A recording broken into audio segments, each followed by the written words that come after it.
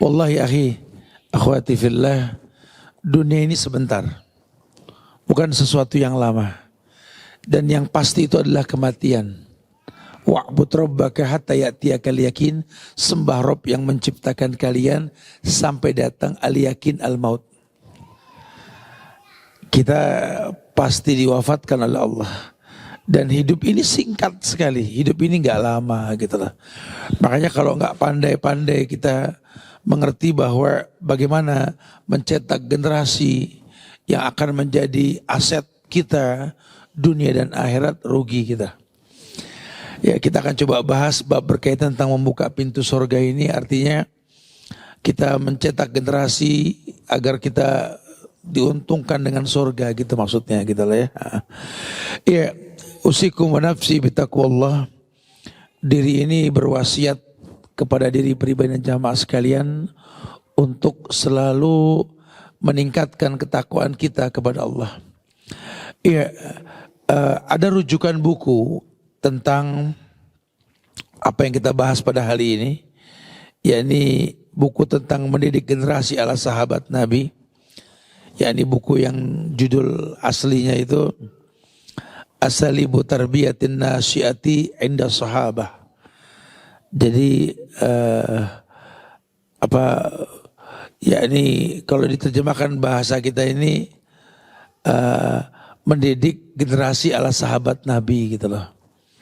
Ya, asalib tarbiyatun nasyiati inda sahabah.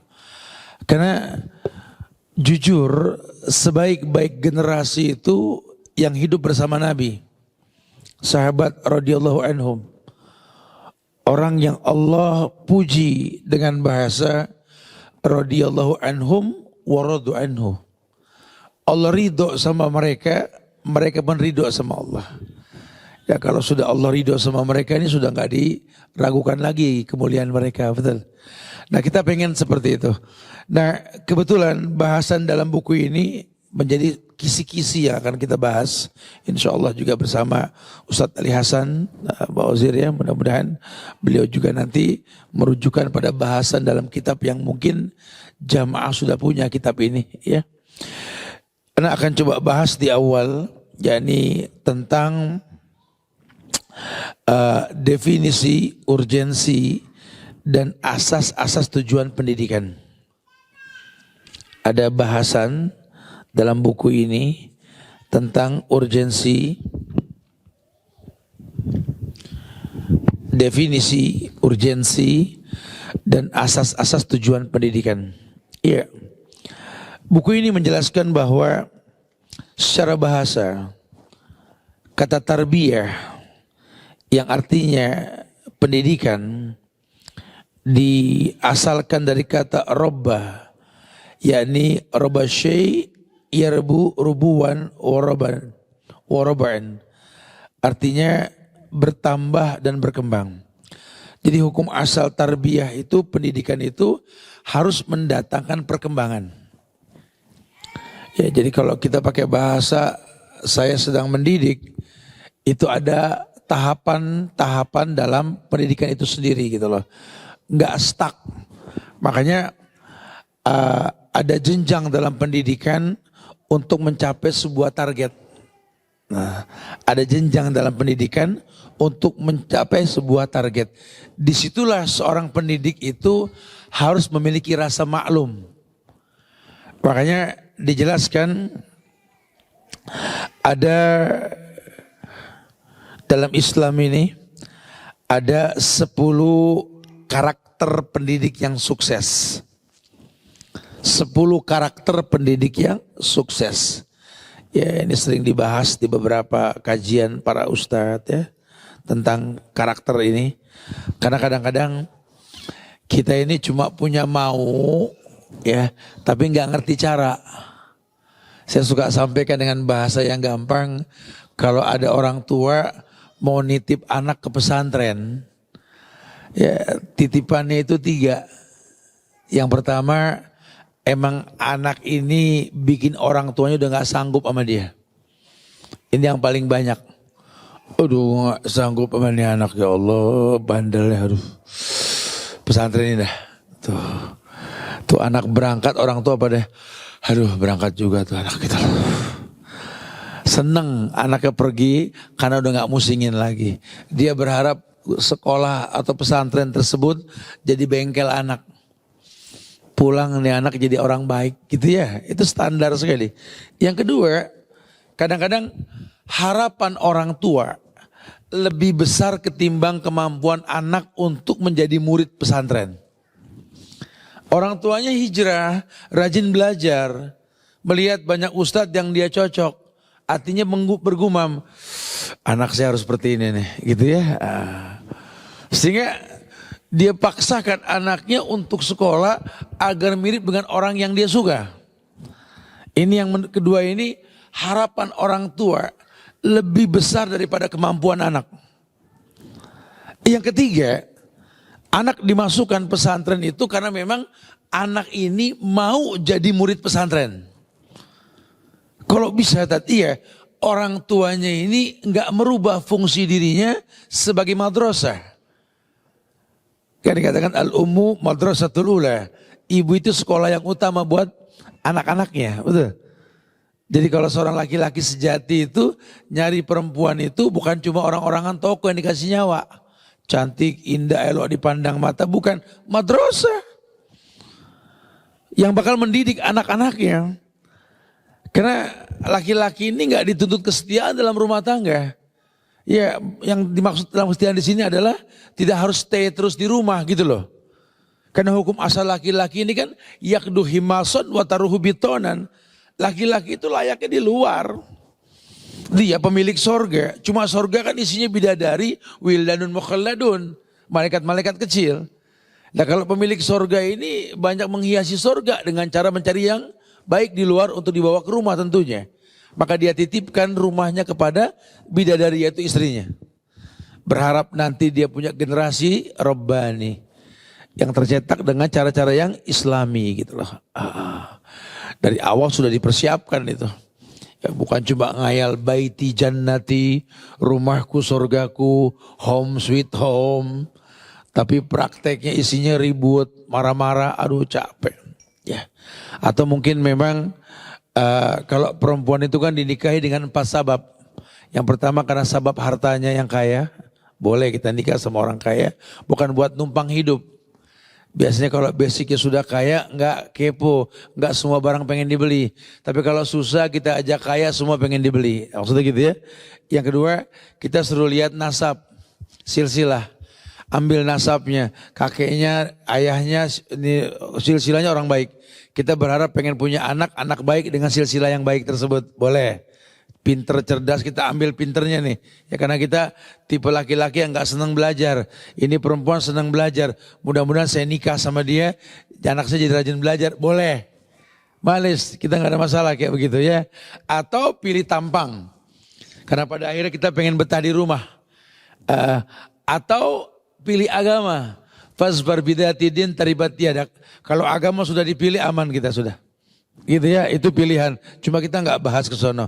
Nah makanya ulama mengatakan karakter tersebut, pendidik yang sukses untuk bisa menegakkan pendidikan dalam rumahnya itu, yang pertama dia itu harus ikhlas. Apa? Ikhlas. Ikhlas itu mengetahui bahwa yang namanya mendidik itu adalah ibadah. Mendidik adalah ibadah. Dan ibadah adalah sesuatu yang betul-betul dikhususkan hanya untuk Allah. Ya. Jadi orientasi pendidikan tersebut dikhususkan hanya untuk Allah. Wa ma umiru illa liya'budullaha mukhlishina lahuddin. Karena ikhlas itu ya betul-betul pengkhususannya buat Allah. Itu orang dikatakan kafir ketika dia tidak tahu peruntukan hidupnya untuk apa. Maka Allah mengatakan wa ma umiru illa liya'budullaha mukhlishina lahuddin. Ketahuilah hei, kalian enggak diperintah kecuali mengikhlaskan agama hanya untuk Allah. Ini mendidik untuk Allah, bukan buat diri kita. Cetak generasi robbani yang nanti pada akhirnya jadi anak yang soleh. Karena anak yang soleh itu aset dunia dan akhirat. Kita meninggal nanti Pak Bu, yang sampai ke lubang kubur kita itu doa anak yang soleh. Bukan doa anak yang tajir. Anak yang ganteng, cantik, tinggi, pendek, putih, jadul, bukan. Itu sih silangan lah ya, bapaknya begini, ibunya begini, anaknya begitu kan gitu ya.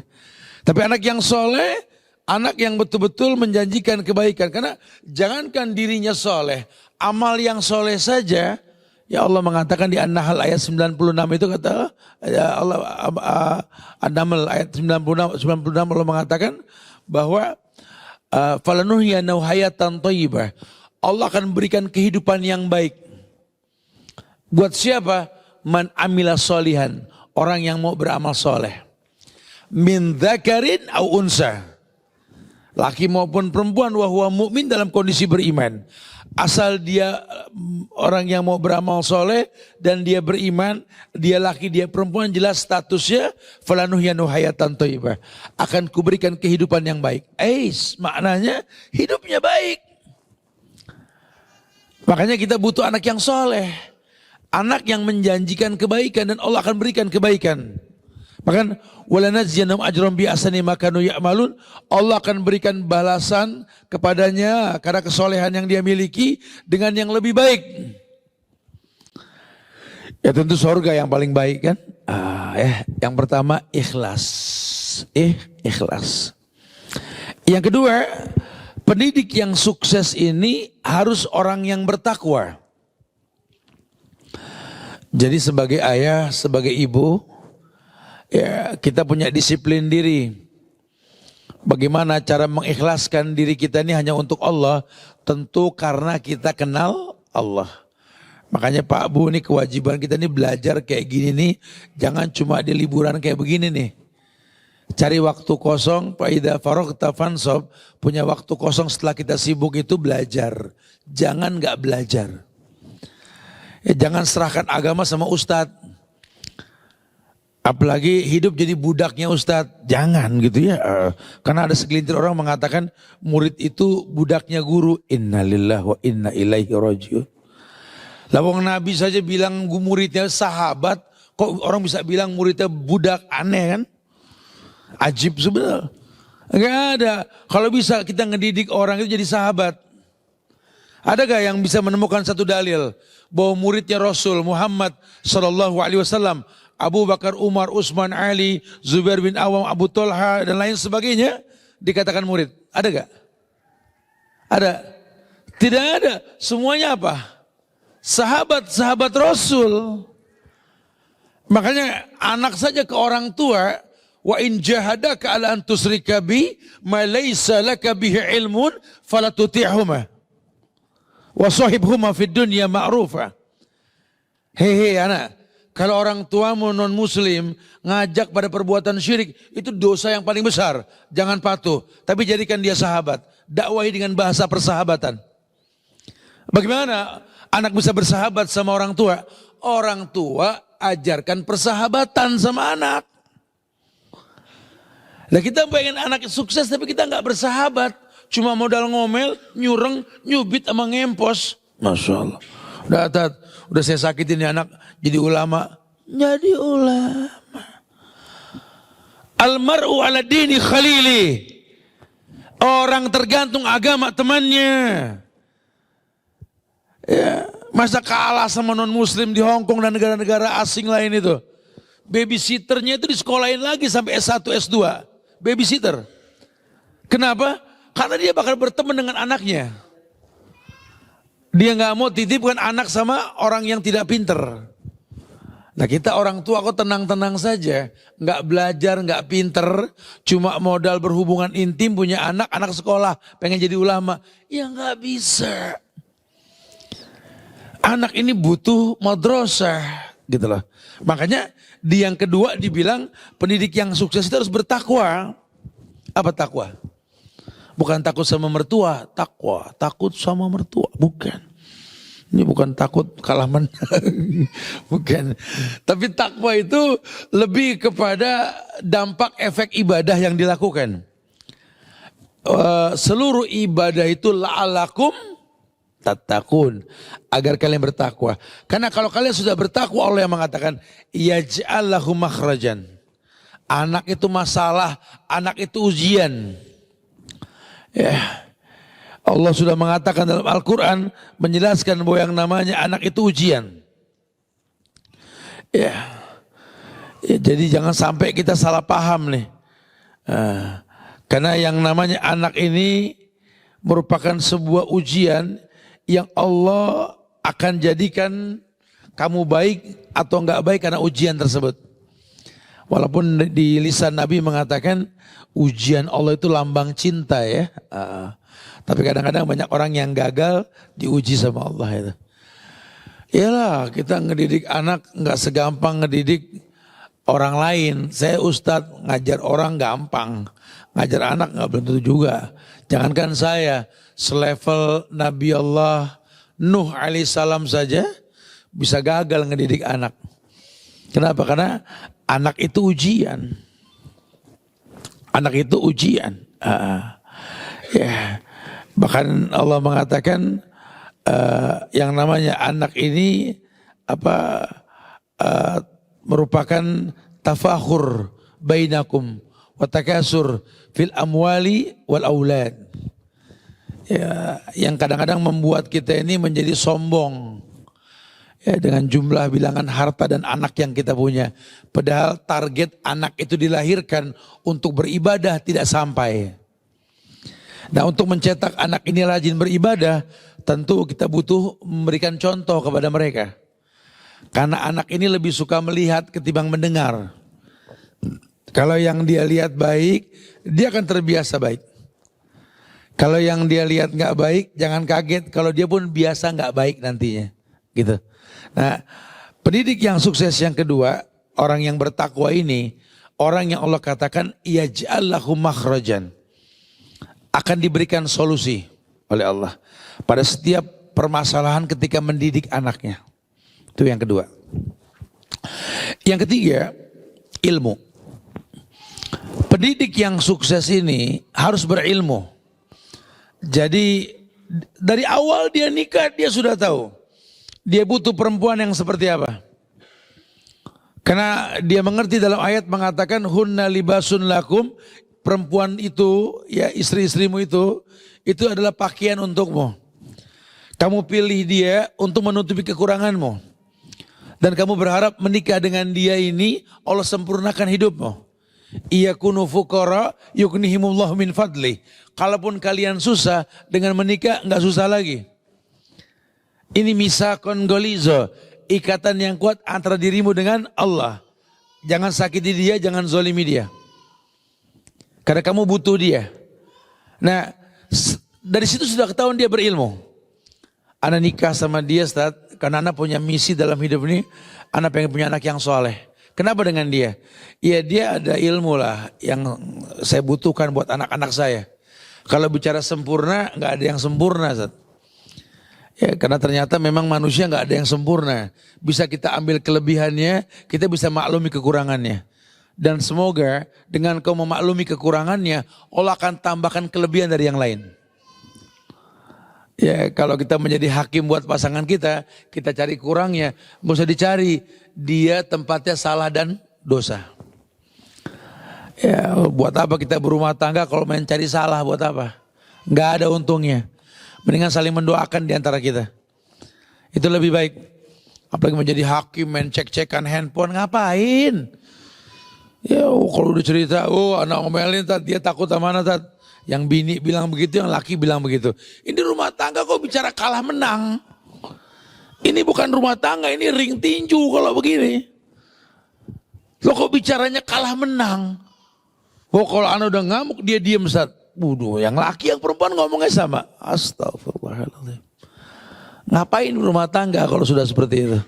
Gak ada gunanya sama sekali ya. Makanya dia berilmu. Dan ternyata memang ilmu ini Allah mengatakan kul hal yastawil ladina ya'lamuna wal ladina la ya'lamun. Apakah sama yang berilmu dengan yang tidak berilmu? Ya beda. Bahkan Allah pakai bahasa umum dalam Quran di surat Al-Hadid ayat 20, ya di surat Al-Hadid tersebut Allah mengatakan i'lamu annamal hayatud dunya la'ibun walahun. Annamal hayatud dunya la'ibun walahun. Berilmulah kalian bahwa kehidupan dunia ini cuma laib, permainan. Walahun, sesuatu yang sia-sia, melalaikan. Dunia ini permainan, dunia ini lahun, sesuatu yang mendatangkan kesia-siaan gitu lah. Masya Allah. Dengan dia berilmu, oh iya dia tahu nih harus gimana. Ya dia ngerti nih, ini mendidik ini bukan seperti membalikan telapak tangan. Ya, karena ini anak ini hukum asalnya tercipta untuk beribadah. Ya, maka misi yang pertama adalah bagaimana menjadikan anak ini Abdullah, hamba Allah. Sejak awal anak ini dididik untuk kenal Allah. Ya, ada tahapan dalam pendidikan, ya, di mana yang pertama dia harus mengenal Allah dengan cara yang benar. Yang kedua, dia harus mengenal Nabi Muhammad dengan cara yang benar. Yang ketiga, dia harus mengenal Islam yang dibawa sama Nabi dengan cara yang benar. Ya, mungkin kalau umur ada fase di mana teknik penyampaian ini beda-beda. Ya, Nabi juga itu dulu di zaman Nabi itu anak kecil banyak. Maka cara Nabi itu ngomong dengan Nabi ngomong sama orang dewasa beda. Kadang-kadang kalau dengan orang dewasa Nabi ngomong langsung to the point. Tapi kalau sama anak kecil Nabi bonceng dulu di atas keledainya, di atas untanya. Nggak sungkan Nabi itu memberikan hadiah dulu baru ngomong. Ini tadi dibahas. Ya, dalam buku dibahas nanti ya, ada detailnya. Cuma saya berikan mukadimah untuk malam hari ini ya, sebelum masuk kepada pengkhususan bahasan di dalamnya nanti insyaallah. Intinya berilmu. Seorang pendidik yang sukses ini harus orang yang memiliki keilmuan. Ya, karena dalam Islam ini apa sih yang nggak diajarkan? Allamakum nabiyukum kulla syai' hatta al-qira'ah. Dulu orang Parsi bilang allamakum, ya, kalian telah diberikan ilmu oleh nabi kalian tentang semua hal. Sampai cara buang hajat pun diajarkan. Ya. Sampai cara buang hajat pun diajarkan. Masya Allah. Ya. Sayang kalau kita nggak berilmu nih, sayang. Harusnya kita tahu. Ya. Jangan sampai kita terjebak dalam kesalahan. Dengan kita berilmu kita tahu. Begini-begini, begitu-begitu gitu ya. Yang ketiga, yang keempat, yakni kita disuruh bertanggung jawab. Pendidik yang sukses ini adalah pendidik yang bertanggung jawab. Pendidik yang mengerti bahwa apapun yang dia lakukan ada konsekuensinya. Konsekuensinya apa? Yakni dia menjadi orang yang siap untuk ditanya ketika menyampaikan kebaikan. Nak, kamu laki-laki. Iya bah, sholat di masjid bareng bapak. Loh, kenapa mesti di masjid? Nabi bilang, Pak, aku ngaji Pak, kata ustadku, ju'ilal ardoli ummati masjidan. Oh, ngomong apa ini anak? Ju'ilal ardoli ummati masjidan. Kata guruku, Nabi bilang, dijadikan bumi ini masjid untuk umatku. Enggak usah repot Pak ke masjid. Tanah ini semua masjid. Rumah juga masjid. Waduh Pak, Anda sudah ngomong yuk ke masjid nak. Berikan alasan. Itu tanggung jawab namanya. Yang perempuan bilang, nak kamu anak perempuan. harus pakai kerudung, pakai jilbab. Ya Allah mah, kenapa sih mesti pakai jilbab? Rambutku indah, Allah yang kasih. Orang lihat indahnya rambutku, dia bertasbih. Subhanallah. Kalau dia sudah bertasbih, berarti kan dapat pahala. Aku menyebabkan dia berpahala. Ngeles. Gitu. Kenapa mesti ditutup mah? Mama sampein tuh. Si papa silakan jawab, si mama silakan jawab. Ya, jangan cuma nyuruh. Gimana Ustaz? Nah, Ustaz kasih bayangan nih. Ini contoh. Banyak sih yang lain ya. Contoh yang gampang ini. Begini nak, betul. Nabi bilang ju'ilal ardali ummati masjidan. Kelebihan umat Muhammad ini semua buminya itu masjid. Kecuali kuburan. Nggak boleh sholat di atas kuburan. Kecuali tempat buang hajat. Nggak boleh sholat di atas tempat buang hajat. Kecuali tempat yang najis. Binatang hewan yang najis. Nggak boleh. Sisanya boleh. Silakan, sampai di udara, di laut pun kamu boleh sholat nak. Nanti ada adabnya, nggak usah berdiri, duduk dan lain-lain, ada adabnya nanti. Ya. Tapi demi Allah nak, Nabi mengatakan afdolu sholatil mar'i fi baiti ilal maktubah. Kita nih laki-laki nak, soleh. Lelaki soleh, sholatnya di masjid. Perempuan itu ibumu, adik kakak perempuanmu soleha. Perempuan soleha, sholatnya di rumah. Laki-laki sholat di rumah, laki-laki soleha. Gitu. Itu yang pertama nak ya. Kamu soleh apa soleha? Soleh, ikut apa? Dan Nabi katakan tadi bahwa afdhul sholatil mar'i fi baiti, sebaik-baik sholat laki-laki itu di rumah. Kecuali yang wajib di masjid. Makanya abimu ini, papamu, ayahmu ini sengaja beli rumah dekat masjid. Supaya dapat keuntungan apa? Sholat sunnah di rumah, qobliyah, ba'diyah, dekat dengan masjid, tuna. Oh gitu Pak, siap aku soleh Pak. Dan ternyata kita kalau pengen punya anak yang laki, biasain ke masjid. Akan timbul kelaki-lakiannya, jangan main-main nih. Kalau dibiarkan di rumah, akan karakter perempuan yang timbul di badannya. Ya.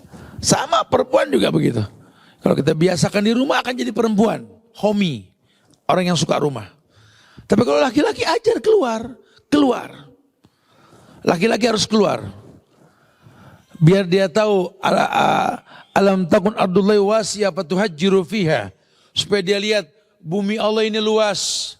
Suruh hijrah. Berjalan di muka bumi ini. Nah perempuan sampaikan kepada anak-anak tersebut.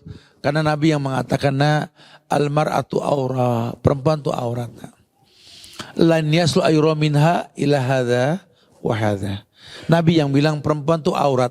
Hukum asal perempuan itu aurat. Tidak boleh tampak kecuali cuma muka dan telapak tangan nak. Itu hukum asalnya nak. Ya, jadi kamu harus tutup auratmu nak, karena semua dirimu aurat kecuali muka dan telapak tangan. Kalau nikob gimana, mah?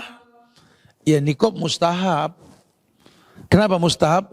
Artinya sangat disukai. Sangat disukai.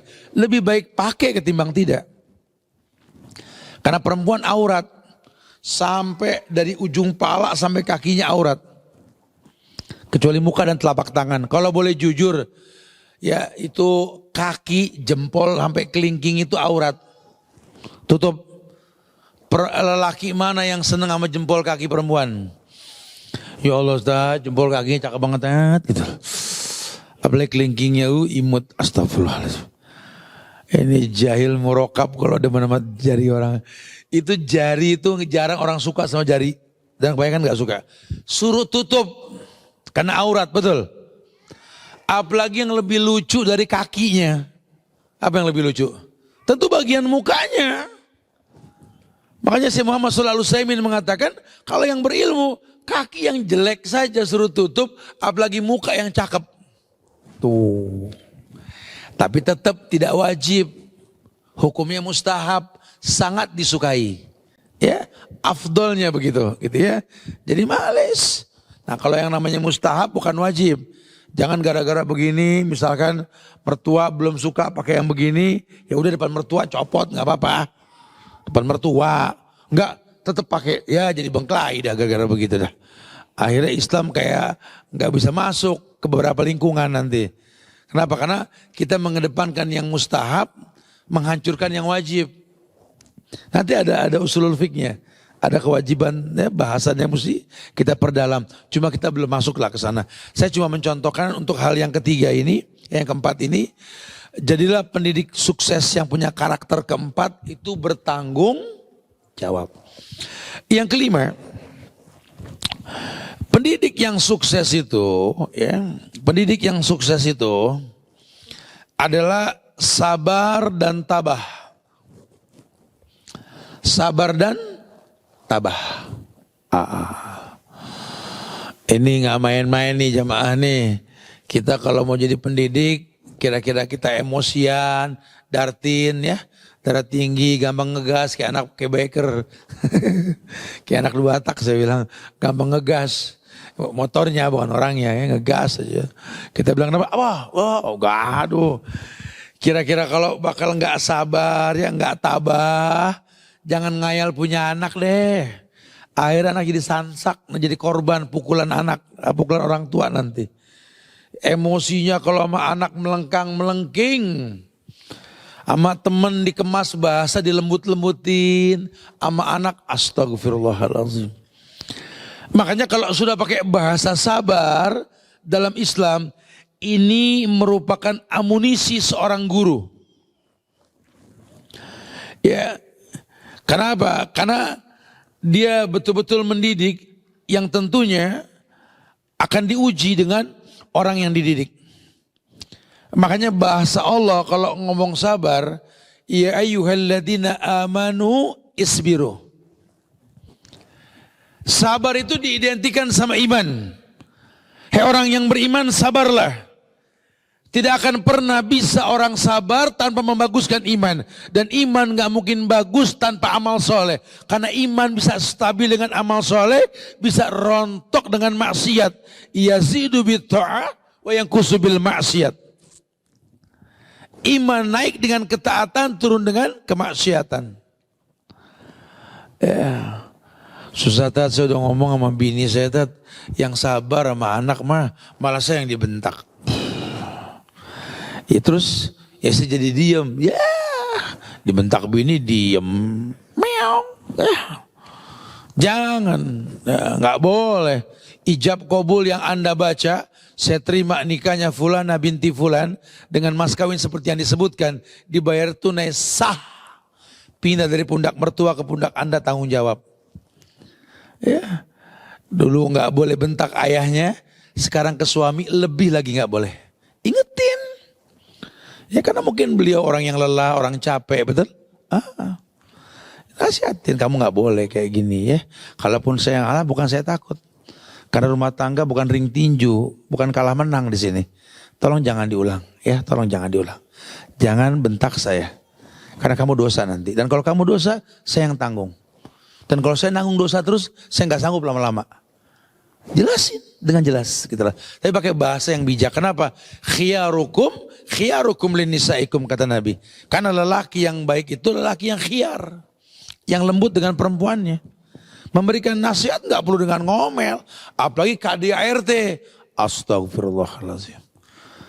Ya haram, Islam ini paling nggak boleh. Tangan memukul, bagian wajah, bagian fisik yang membahayakan nggak diperbolehkan.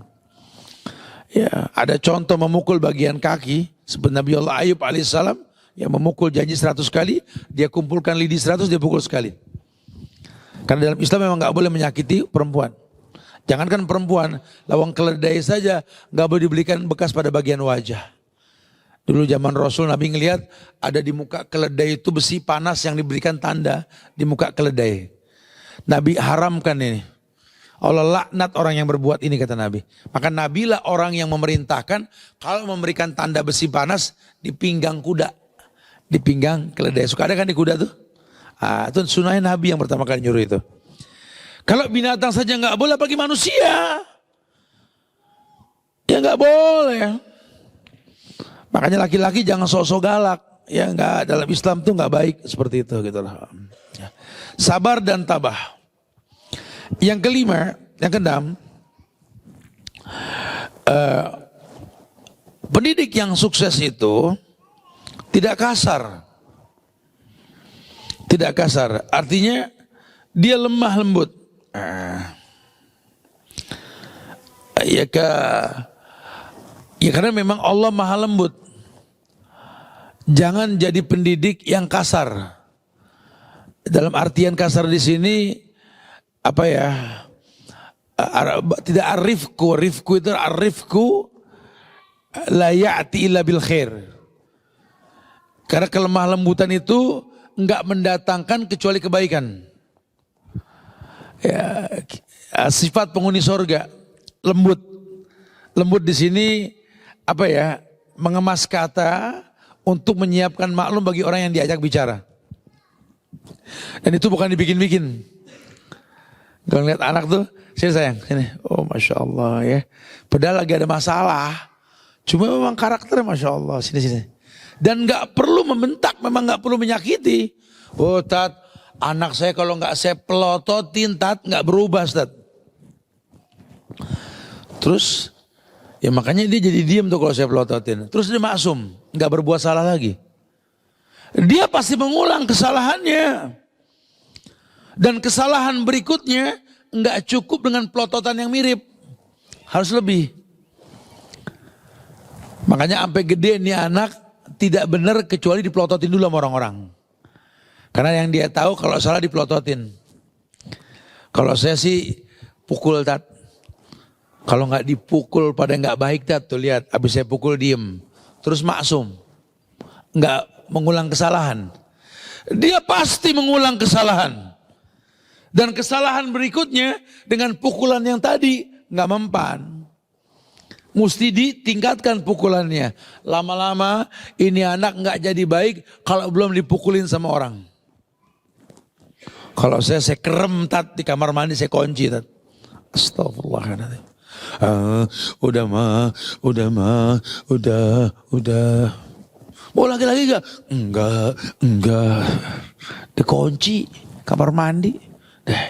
Terus maksum. Dia akan mengulang kesalahan lawang dia manusia.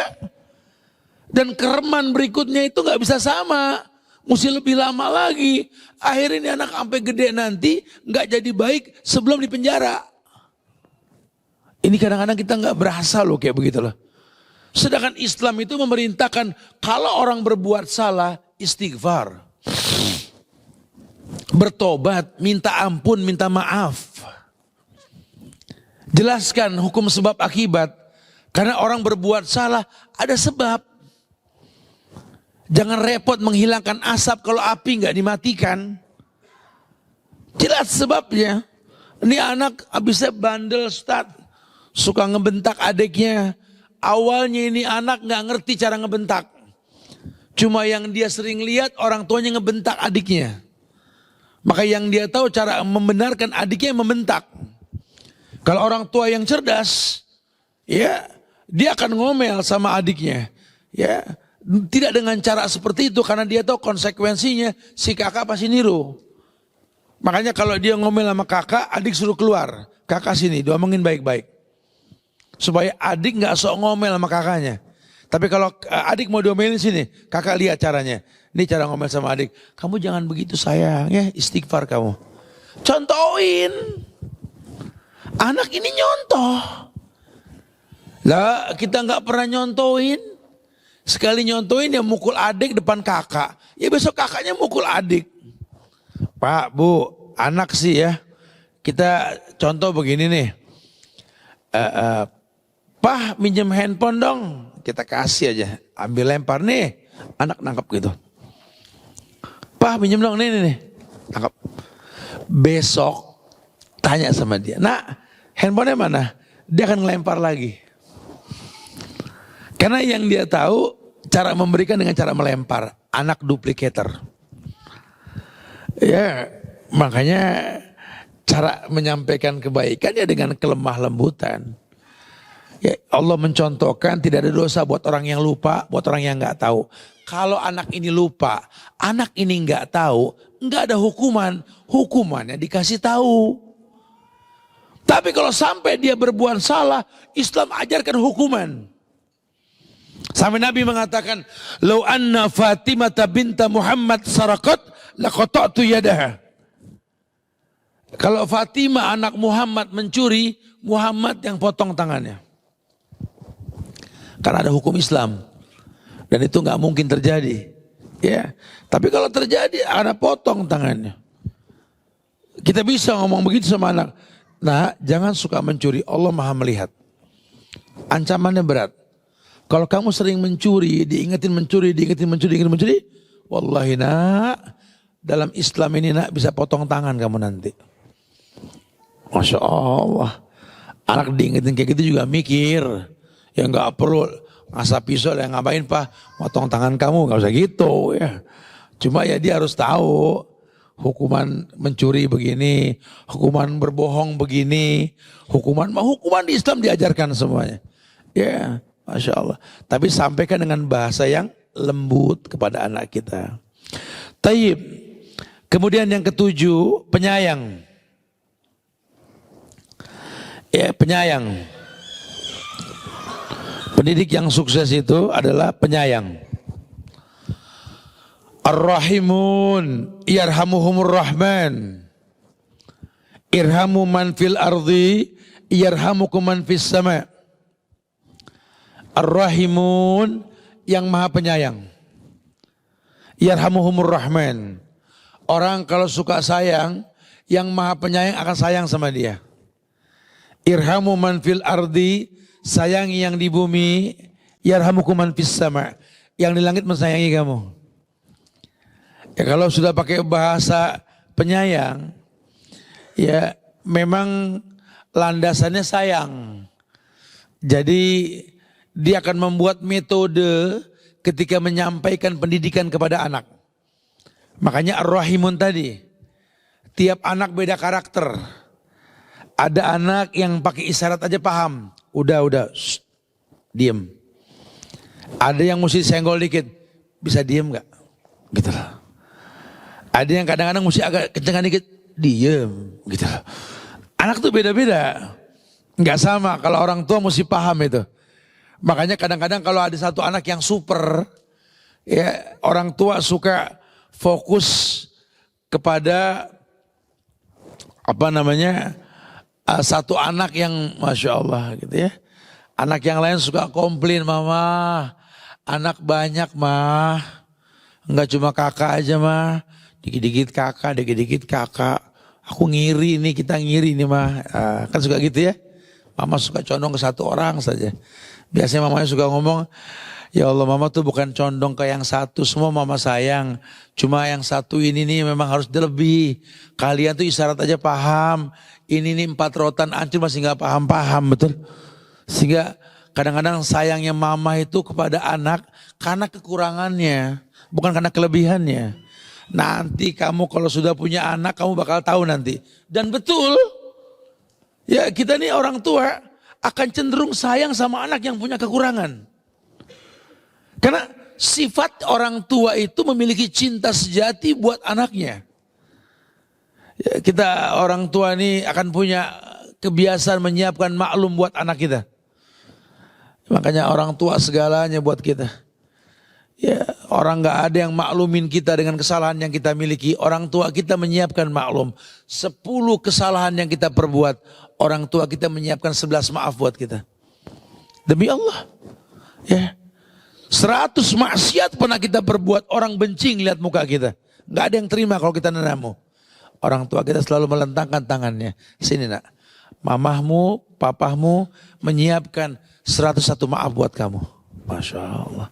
Itu kita gak bisa merasakan kecuali kita jadi orang tua. Nah sekarang sudah punya orang tua nih. Di Muslim Holiday ini diingetin nih. Mumpung lagi begini nih, ayo. Ya kita ngelihat anak kita bermain ya. Kita bisa membagi waktu dengan cara belajar seperti ini. Wow. Ya jangan sampai sifat penyayang kita luntur karena lelahnya kita dengan dunia. Yang kedelapan, pendidik yang sukses itu lunak dan fleksibel. Lunak dan fleksibel. Maksudnya gimana Tat? Lunak dan fleksibel Tat? Iya, karet, paham kondisi, fleksibel. Kayak air, masuk ke semua wadah muat. Bentuk tergantung wadah. Fleksibel lah. Apalagi kita punya, tahu anak kita, manusia yang pasti berbuat salah ada kurang lebihnya. Ada kurang lebihnya. Dia akan berusaha memaksimalkan bahwa anak yang dia miliki ini adalah sosok makhluk yang pasti mengulang kesalahan. Maka kalau anak mengulang kesalahan, dia nggak lelah untuk mengulang, untuk mengingatkan. Dalilnya simpel kok. Man ra'a minkum munkaran falyughayyir biyadihi. Fa in lam yastati fa bilisani. Fa in lam yastati fa biqalbi. Wa dzalika ad'aful iman. Kalau kamu ngelihat kemungkaran, rubah dengan tanganmu. Rubah nak, jangan nak. Ya. Atau rubah dengan lisanmu. Pakai mulut. Sayang, gak boleh kayak gitu dong ya. Allah ngelihat, malu kamu nanti sama Allah. Ingetin. Jangan dibikin musyrik di anak. Awas, kita bilangin mama abis loh. Bukan begitu. Biarin. Ya, mama videoin, mama kirim ke papa. Abis kamu dipukul. Anak jadi takut sama orang tua. Jelaskan sama anak tentang boleh tidaknya sesuatu dengan bahasa yang lembut dan fleksibel. Bisa ngomong di mana saja. Di ruang tamu boleh, di tempat sholat boleh, sambil bonceng dia di motor boleh, atau mungkin di mobil boleh, malish. Enggak apa-apa. Ya, Masya Allah. Silakan. Lunak dan fleksibel. Ya, ntar, papa mau ngomong sama kamu di ruang kerja papa. Enggak usah begitu juga kali. Kayaknya mendidik itu kalau nggak di ruang kerja nggak enak Ustaz. Ini papanya makan behel kaku. Anak berbuat salah di mana, jelaskan di mana dia berbuat salah. Dia suka main kompor, cetak-cetak, resikonya kebakaran. Gitu ya. Jelaskan sini nak. Bahayanya gas, kena sambaran api akan membuat kebakaran. Nggak usah di kantor, ngomongnya di situ. Suka lempar kulit pisang jatuh, ya jangan dibawa ke kamar. Jelasin, nih resikonya licin di tempat. Anak itu butuh klarifikasi, tapi dengan bahasa yang lembut. Ya, ngelihat anak nggak pakai kerudung, ya omongin sayang sini. Tahu gak? Islam tuh agama yang memuliakan kamu sebagai perempuan. Ya, Allah bilang di Quran, Nabi bilang di hadis, jelasin. Ya, kalau kamu mau mahal, indah, dimuliakan sama agama, muliakan dirimu nak. Tutup dirimu. Enggak bisa sembarangan salaman sama yang bukan mahram. Enggak bisa. Enggak bisa nak. Dulu orang mau salaman sama putri raja saja, enggak boleh semua orang salaman. Kamu lebih dari putri raja nak. Enggak boleh sembarangan. Oh Masya Allah. Oh gitu Pak. Iya. Ya, ini ada permen 2 nak. 1 buka, 1 jangan. Lempar dua-duanya ke tanah. Ambil sayang dua-duanya, ambil. Coba kamu rasain bagaimana rasa permen tersebut. Pasti dia pilih yang mana? Yang tertutup. Kenapa? Bersih. Nah kamu tahu kan tertutup itu bersih. Ajarkan seperti itu. Dalil akli, dalil nakli. Atau sesekali boleh ibu adakan pengajian di rumah. Atau panggil teman-teman ibu yang pakai kerudung. Sampai anak ngelihat, ya Allah mama teman-temannya cantik-cantik banget sih pakai kerudung kayak yang bagus kayak gini mah, Masya Allah. Anak ngelihat, boleh, papa boleh, panggil teman-temannya boleh. Boleh. Ya, supaya anak lakinya lihat, mana teman ayahnya. Ya Allah ayah, teman-temannya Masya Allah gak ada yang ngerokok ya. Ya Allah azan berkumandang ke masjid semua. Anak butuh begitu. Ya, jangan cuma diomongin, diingetin lah. Pendidik yang sukses tahu itu. Lunak dan fleksibel. Yang ke-9, pendidik yang sukses itu tidak mudah marah. Ini kadang-kadang kita modal marah, modal mukul, modal bentak-bentak, pengen jadikan anak penghuni sorga. ini anak akan tertanam, bakal punya anak. Dan dia bakal praktekkan seperti itu. Anda telah menyebarluaskan cara-cara yang tidak islami. Saya bingung, Tat. Anak saya yang pertama bentak adiknya. Ya iyalah. Ini anak gak ngerti cara ngebentak. Kamu suka ngebentak adiknya depan dia. Yang dia tahu cara ngomong sama adik kayak mama ngomong, kayak papa ngomong, ngebentak. Saya bentak dia. Jangan salahkan anak. Abis saya capek, saya lelah, Ustaz. Bodoh amat. Betul. Masalah capek, lelah itu kan masbuloh. Masalah buat loh, betul. Tapi gak bisa dimaklumi kalau mencontohkan yang buruk sama anak. Gak bisa. Kayak ayah minta dispensasi. Hari gini Ustaz nyari yang halal. Yang haram aja susah Tat. Makanya kadang-kadang saya mau yang haram saya sikat Tat. Konvensional kayak ini kayak. Saya enaknya dia ngomong. Hey, kulul lahmin nabata min sukhtin anaru ahakubi. Itu setiap daging yang tumbuh di badan anak kita melalui hal yang haram, neraka lebih berhak. Disiplin Pak, kita laki-laki Pak. Istri nggak lihat, orang tua kita nggak tahu, Allah Maha tahu Pak. Jangan sampai nyari uang yang syubhat, apalagi yang haram. Itu modal dasar anak jadi orang-orang mulia. Karena nggak ada ulama besar dengan uang haram. Nggak ada. Disiplin itu. Dan jangan sampai kita kerja melalaikan sholat. Kenapa? Fawailulil musallin. Celaka orang yang sholat. Alladzina hum an sholatihim sahun. Allah katakan wail. Sekarang kalau Allah bilang celaka nih orang yang sholat. Kenapa? Mengulur waktu sholat. Kira-kira berkah gak hidupnya? Gak. Disiplin Pak. Sesibuk apapun kita laki-laki di luar. Demi Allah. Ya, kita pendidik buat anak-anak kita. Jangan menggampangkan sholat Pak. Orang bisa kita bohongin, Allah Maha tahu. Ya ibu juga sama. Jangan gara-gara urusan rumah tangga, dapur, kerjaan rutin, sampai sholat diulur-ulur, jangan. Ya, ndak berkah orang yang mengulur waktu sholat. As-sholatu ala waktiha, sholat pada waktunya. Ya, jangan. Yang ke-9, jangan gampang marah. Maka dikatakan marah dengan anak didik justru akan memperburuk keadaan. Menjadi seorang pendidik harus bisa memposisikan diri kepada bagaimana marah yang baik. Bukan berarti kita nggak boleh marah, boleh. Asal punya alasan. Ya, marah cemburu itu dalam Islam. Dulu Sa'ad bin Ubadah mengatakan, aku akan memenggal kepala laki-laki yang ngomong sama istriku. Sahabat yang lain bingung, kata Nabi, atajabuna bi ghayarati Sa'ad. Kamu takjub dengan marahnya, cemburunya Sa'ad. Ana aghyaru minhu. Aku lebih cemburu, kata Nabi. Wallahu aghyaru minni. Allah lebih cemburu dari aku, katanya. Kenapa? Karena kecemburuan dalam hal yang negatif. Makanya Allah haramkan kemaksiatan zahiran wa batinan. Karena Allah Maha cemburu. Nabi juga sama, kita juga sama. Boleh kita marah, boleh. Apalagi masalah sholat.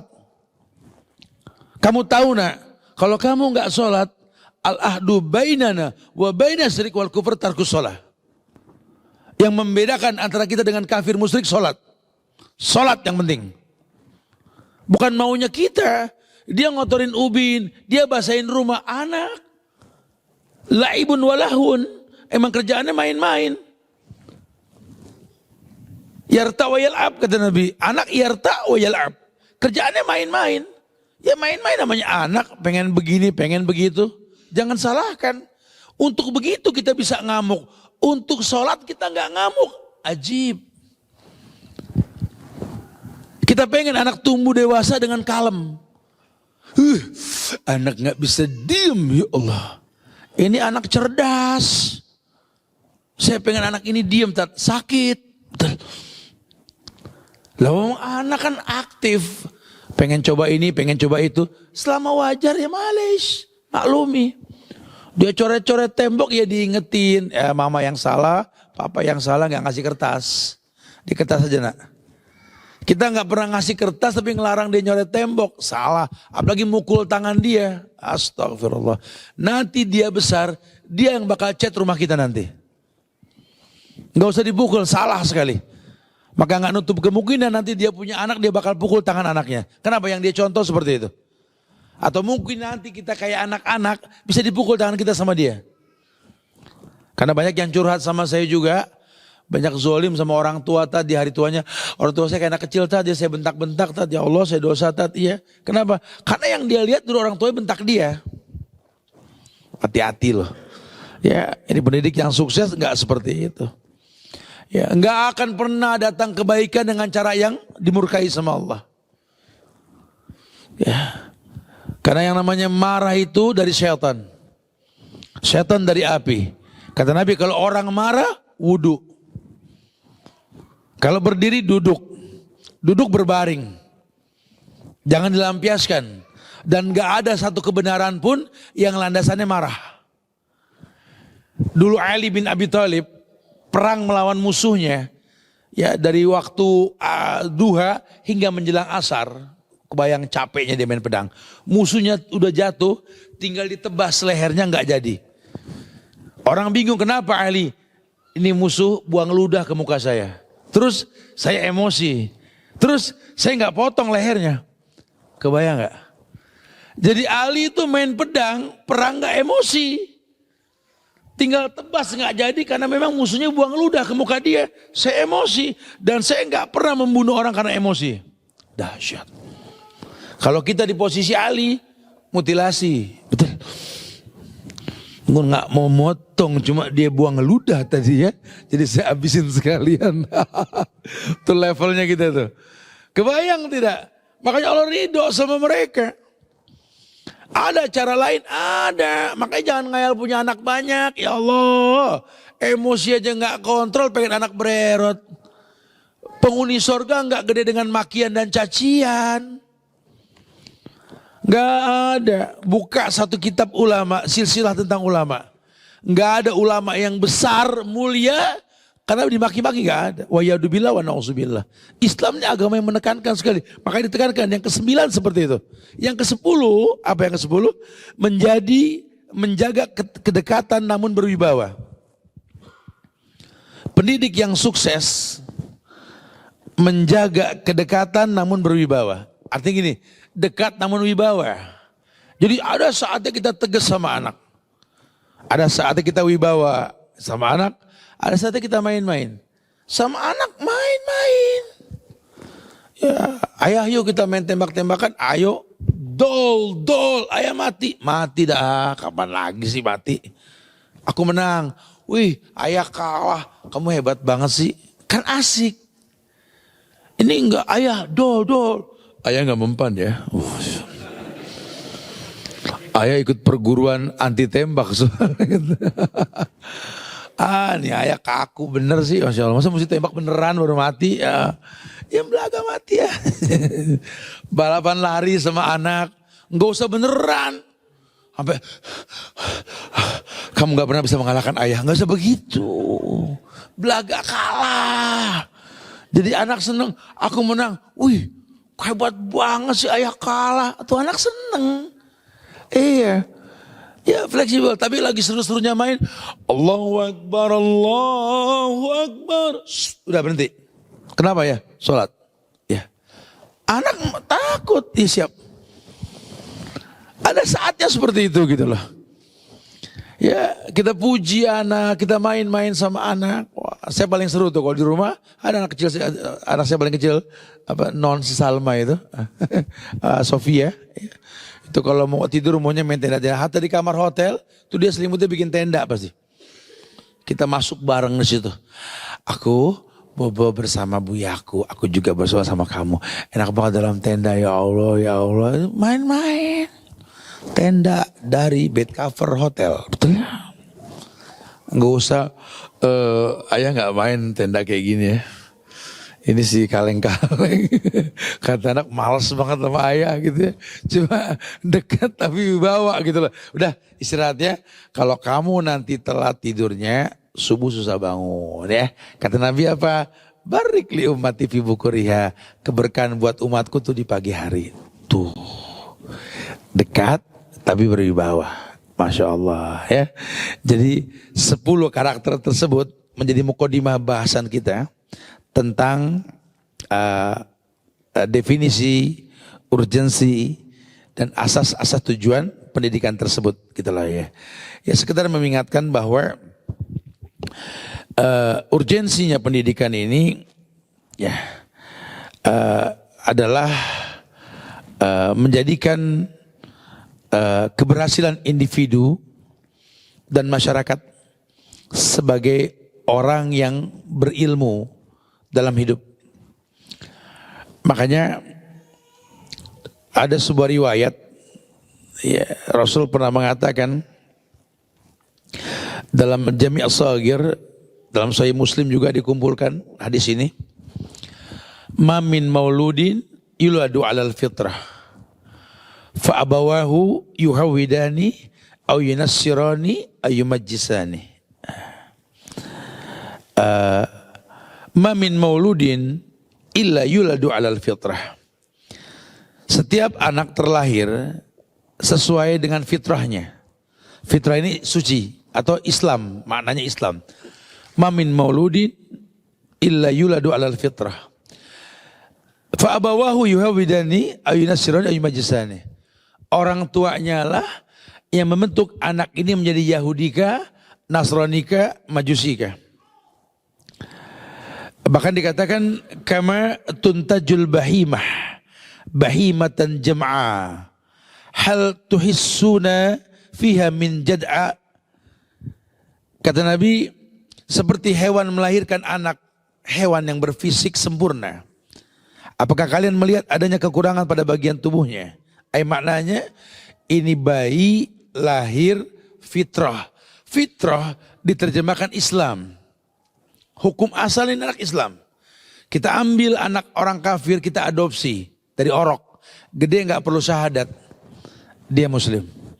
Tapi ayahnya kah, ibunya kah yang bakal menjadikan dia Yahudi, Nasrani, Majusi?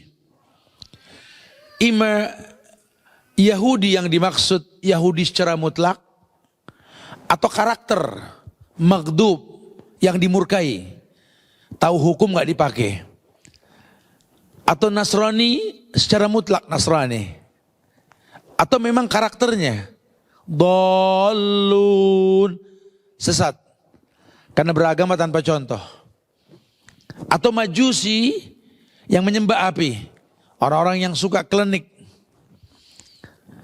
Ya, atau mungkin karakternya, wallahu a'lam. Ini anak gede suka dengan dukun, tatoyur, karena orang tua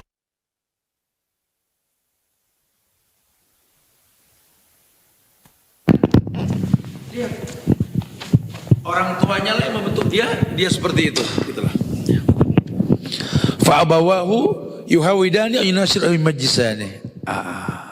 Padahal Nabi bilang, lihat, ya hewan saja melahirkan anak dengan sempurna dan mencontohkan bagaimana cara hidup.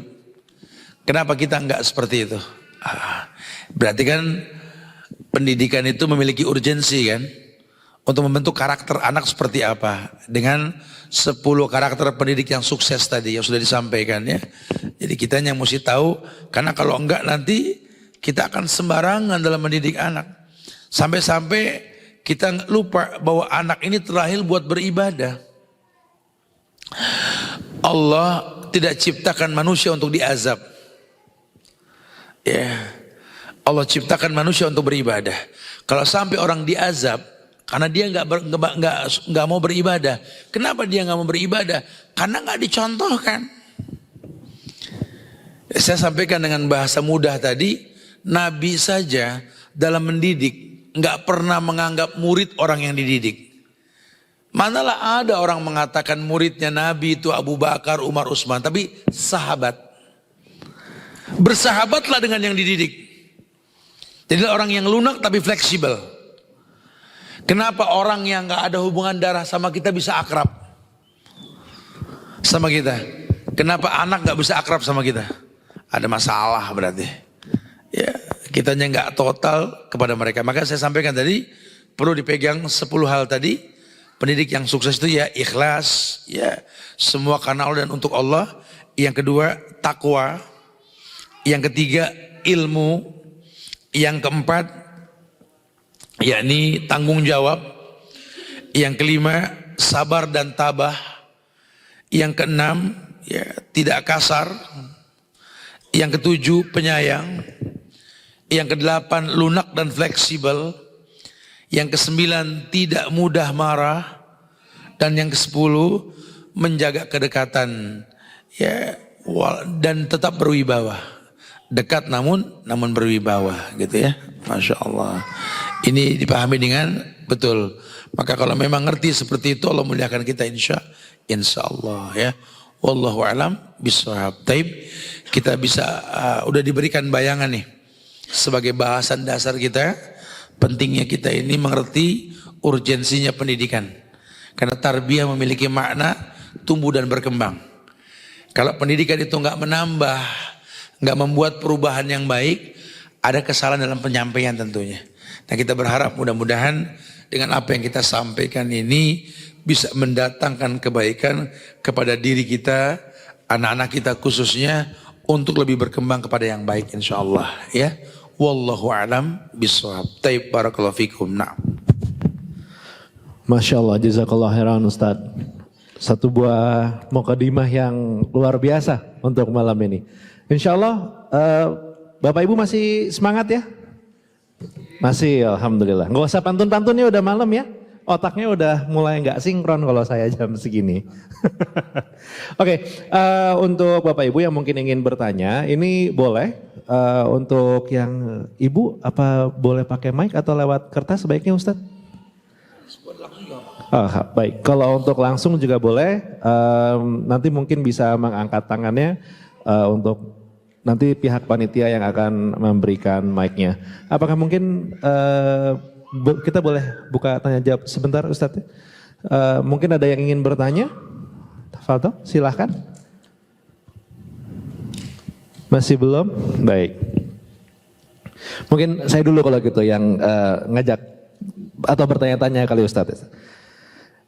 Ustadz, ini kan tadi kita mendapatkan banyak sekali 10 karakter pendidik Ustadz. Iya. Tapi untuk karakter keluarga sendiri mungkin berbeda-beda. Mungkin ada teman-teman yang sudah full hijrah, tapi qadar Allah mungkin keluarganya masih belum gitu. Iya. Nah, tapi di sini juga termasuk karakter pendidik itu adalah lunak dan fleksibel, lalu juga sabar. Sampai tingkat mana nih Ustadz kira-kira untuk bisa fleksibel, nah biar nggak kebablasan gitu. Sabar sih yang sering orang ngomong gitu, cukup 3 hari saya sabar. Sabar itu kan Allah bersama orang yang sabar, innallaha ma'as sabirin, betul. Ketika Anda bilang cukup 3 hari saja saya sabar, cukup 3 hari saja saya sama Allah, saya sama setan, gitu ya. Ya sebenarnya fleksibel ini sampai kapanpun. Karena orang tua itu akan menyiapkan maklum buat anak sampai kapanpun. Ya, Allahu Akbar. Saya sering sampaikan dengan bahasa yang gampang. Saya kadang-kadang tuh belajar dari ibu saya sendiri. Saya dekat sama beliau gitu loh.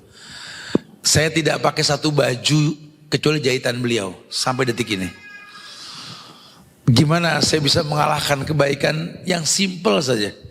Sementara saya nggak pernah berpikir membelikan baju buat dia gitu loh.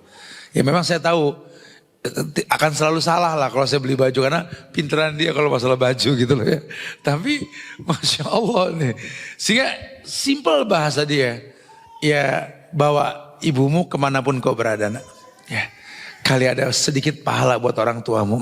Saya bilang keberuntungan orang tua tuh kalau punya anak yang soleh, semua kebaikannya kebaikan orang tua mah. Anta wa maluka li abika. Kau dan hartamu milik orang tuamu gitu loh. Tapi tetap ya fleksibilitasnya tetap sekali. Dan sampai sekarang ini saya kalau lagi live YouTube, ini lagi nggak YouTube cuma IG doang tadi saya live ya. Dia tuh standby. Ya kadang-kadang saya telepon sama dia besokannya mah sehat mah apa kabar, saya suka keluar kota kayak gini. Dia bilang apa? Semalam mama lihat kamu ceramah itu kerahnya kok nggak rapi. Itu kok baju, orang tua Masya Allah. Ya, jadi nggak pernah nggak buat anak gitu loh. Dan kita ini tua di mata istri, tua di mata anak, bayi bongsor di mata orang tua kita. Saya suka contohin gini Bu, ya, ini ibu saya Masya Allah nih. Saya tuh kalau lagi subuh ngimamin di masjid, karena rumah saya masjid di atas, ibu saya di bawah rumahnya, baru rumah saya. Jadi kalau pulang dari masjid itu saya pasti nemuin ibu saya pagi. Saya cium tangannya, saya cium keningnya biasa. Sehat ma, pagi ini apa ini perlu ya. Saya selalu bilang gitu. Dan saya nggak mau ngomong sama istri, kecuali ngomong sama ibu saya dulu. Tiap pagi seperti itu. Lucunya, saya kalau pulang ngimamin, ibu saya selalu bilang, udah subuh belum? Baru saya bilang. Orang tua tetap ada perhatian gitu. Dan itu sampai setua bangka nih, ya Allah, ini yabnal khamsin, bukan lagi muda gitu loh. Masih dianggap anak kecil sama dia. Masya Allah ya. Jadi ya emang nggak ada kata berhenti untuk itu gitu loh ya. Apalagi kita tahu ada kebutuhan anak buat kita gitu kan. Wallahu a'lam. Naam. Begini.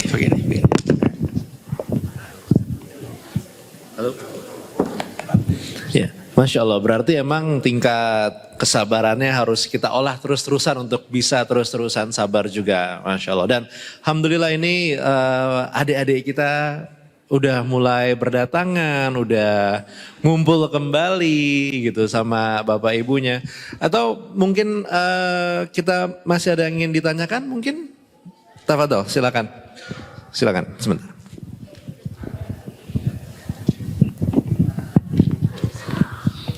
Assalamualaikum warahmatullahi wabarakatuh. Waalaikumsalam warahmatullahi wabarakatuh. Afwan Ustadz, Baik. sedikit saja saya bikin bertanya Ustadz. Agak keras, anak nggak dengar Afan. Apa kiat kita buat merubah dari yang jelek menjadi lebih baik dari dari karakter pendidikan yang tadi yang ada 10 tadi kan ada kayak misalnya pemarah gitu ya Ustadz. Bukan pemarah, sabar dan tabah. Kan kadang-kadang kita sama menghadapi anak kurang sabar. Nah, itu gimana kiat untuk merubah itu? Kadang kan kita juga gengsi, kadang-kadang kan gitu. Nah, itu aja sih Ustaz. Taib, gini ya. Memang yang namanya marah sifat manusia. Tapi bukan berarti kita pupuk, kita jaga, kita rawat supaya marah itu nggak hilang. Bukan gitu ya. Karena Nabi mengatakan al-ghadab minasyaitan, wasyaitan minan nar. Ya, maka barang siapa yang marah, hendaklah dia berwudu kan gitu. Iya. Ini kita belajar nih sekarang. Saya yakin mungkin masih yang saya omong ini banyak yang nyinggung. Kesannya kok Ustadz kok ngomongannya go banget nih semua gitu ya. Justru kita pengen setelah Muslim Holiday ini kita nggak mengulang itu gitu loh. Karena dulu mungkin mau bilang apa, kita nggak berilmu ketika pengen punya anak. Cuma ngayal aja pengen punya anak. Kayak tadi ngelihat orang baik pengen punya anak baik kayak gitu. Ya nasabnya beda, prosesnya juga beda tentunya ya. Ya ngelihat ustadznya jadi ustadz, ya ibunya juga darah-darah dulu. Bahkan kalau antum tahu tentang Abdurrahman Sudais, Syekh Abdurrahman Sudais ya. Masya Allah ada biografi beliau tuh, ibunya bilang ini ujian saya nih ya Abdurrahman. Kenapa? Karena bandel, dan bandelnya itu udah melampaui batas anak-anak. Tapi karena dia tahu bahwa anak itu besar mulia karena doa orang tua, marahnya di manage. Satu waktu ada cerita tentang tamu yang diundang oleh keluarganya Syekh Sudais untuk makan. Dihidangkanlah makanan. Tamu sudah mau sampai di depan rumah, ini Syekh Sudais ini ngaur makanan dengan pasir. Allahu Akbar. Ibunya apa? La'alallah yaj'alaka imaman haramain ya Abdurrahman. Udah gak kuat. Semoga Allah jadikan kamu imam haramain. Abdurrahman. Marahnya orang tua dilampiaskan dengan kebaikan. Allah jadikan sekarang imam itu. Boleh kita marah kan dibilang manusiawi tadi. Ya apalagi kita capek pulang kerja, ngeliat anak gini-gini, kadang-kadang sama adiknya begini begitu, marah. Tapi ya jangan sampai marah itu mendatangkan kemarahan atau keburukan gitu loh. Ya bohong lah kalau kita nggak marah. Adiknya dipukul masa kita nggak marah? Bohong lah ya. Tapi tetap adik masuk, kakak sini.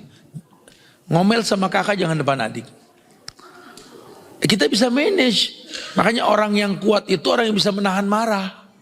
Bukan orang yang fisiknya kuat karena nge-gym, bukan. Tapi orang yang bisa nahan marah gitu. Marah cuman, ya namanya anak kecil mau bilang, sudah adik keluar. Kamu sini sayang. Kenapa begitu sama adik? Ngomongin. Itu kan kesian adik kamu. Kamu gak tahu nanti kalian tumbuh dewasa, adik kamu sukses. Dia bakal bantu kamu nanti. Atau sebalikannya, ayahmu meninggal, doa kalian yang akur ini yang sampai jelasin. Gitulah. Atau kalau mau ngomel sini, adik sini, kakak lihat, ayah mau ngomel sama adik. Jangan ya, lain kali jangan. Kamu tahu gak sayang gini-gini. Contohin ngomel yang baik. Jadi marah kita memang harus begitu. Karena kalau nggak nih mulut ini keramat dunia nih mulut orang tua ini. Makanya banyak-banyak istighfar lah. Ya semoga Allah jadikan anak kita anak yang soleh semua insya Allah ya. Intinya sih sekarang sudah tahu nih efek buruk marah. Maka manage. Kalau kita berdiri duduk berbaring nggak kuat hindar. Atau kita berwudu. Jangan kita adepin. Udah emosi sini. Pak mau liatin tambah marah nanti kita yang ada. Pandai-pandai lah memanage ya. Allahu a'lam. Taib. Bisa dipelajari insya Allah. Taib, berhubung mungkin ini sudah semakin malam dan insya Allah besok kita akan punya sesi khusus Ustadz untuk untuk bisa berkonsultasi. Jadi mungkin izinkan Ustadz mungkin ingin menyampaikan kesimpulan terakhir sebelum kita menutup. Tafadhol. Ya, Masya Allah ya, Alhamdulillah. Ya ini sudah kebayang ya.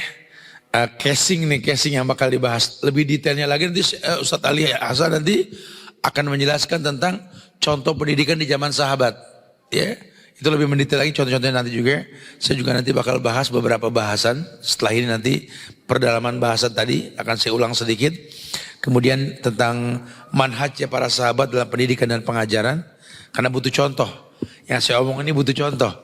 Detailnya seperti apa, mudah-mudahan sampai nanti insya Allah.